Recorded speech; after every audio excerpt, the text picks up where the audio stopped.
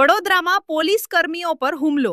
કારેલીબાગ વિસ્તારમાં તણાવપૂર્ણ બનાવ. વડોદરા શહેરમાં પોલીસ કર્મીઓ પર હુમલાની ચોંકાવનારી ઘટના સામે આવી છે. શહેરના કારેલીબાગ વિસ્તારમાં સંતોષી માતા મંદિર પાસે આ બનાવ બન્યો હોવાનું જાણવા મળે છે. પ્રાપ્ત માહિતી મુજબ ડાયલ 112 જનરક્ષકને મળેલી સૂચના બાદ પોલીસ ટીમ તાત્કાલિક ઘટના સ્થળે પહોંચી હતી.